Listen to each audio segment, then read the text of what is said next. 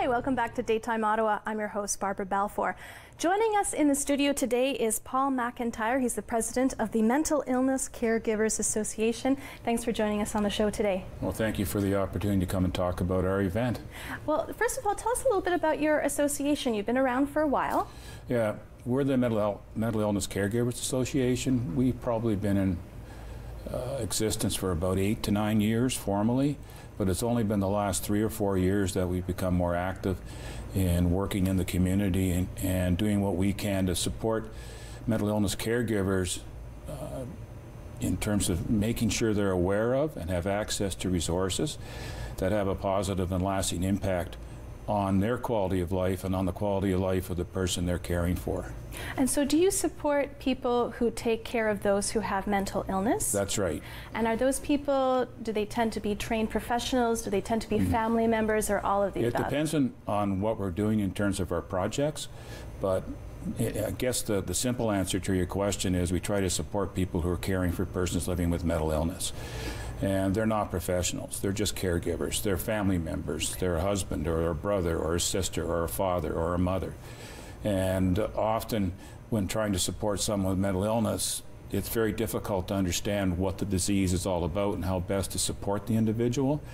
And we do what we can, actually, when persons are in crisis. And more importantly for us, mental illness for a person who's living with that is a lifelong journey. So it only begins in the acute phase when you look for treatment and advocate for care and look for recovery and rehabilitation. But because it's a long-term journey, it's a lifetime. Our organization is looking at solutions that go beyond just the treatment phase, just the rehabilitation and recovery. What we try to do is look at the possibilities with caregivers and what we might be able to do with them in addressing their concerns. And there are an awful lot of concerns for caregivers. It begins with things like housing, employment. And because many of us are in aging baby boomers, a lot of us are concerned about what happens when we're gone.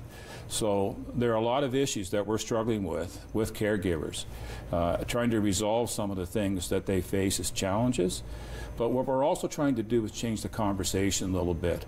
I think what's going to be required in the future is caregivers are going to need to come together as a community to support each other. Absolutely. It's a conversation that probably begins with going to service providers like our mental health professionals at the Royal or at the Ottawa Hospital, or in bureaucracy or politicians or service organizations across the board, and saying to them, what can we do to help you help us? The conversation becomes about becoming a partnership rather than looking at our service providers as them solving the problem. How many members do you have? At this point, we're growing. We have about 150 to 200. We're reaching out to more. Again, like I said, the last 3 or 4 years, we've just sorted out what it is we think we want to do and how we want to get there. So opportunities like this are great because we can reach a community and say to them, if you're looking to work in the area of mental health and mental illness and you're prepared to work with us as caregivers and share some responsibility for developing some of the solutions that we need, please join us.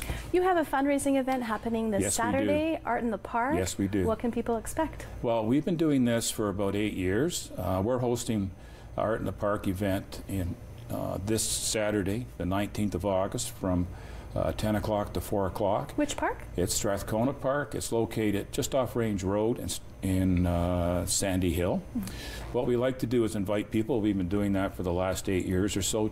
Just come and join us. It's a pleasant venue.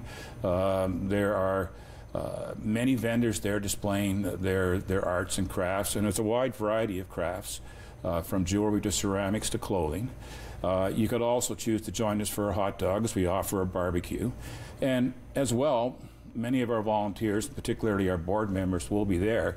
So if you wanted to come and talk to us about what we do, we'd be more than willing to get involved in that conversation. How much money have you raised in the past? We don't raise a lot of money, but in the past it's been around $5,000 to $6,000, depending on the number of craftsmen or vendors that join us and how much they spend at the barbecue and so on. but all proceeds go to a friendship support group. Fantastic. Thank you so much for joining us. Where can we find you? I'll have to wrap things up. Thanks so much for joining us. See you tomorrow.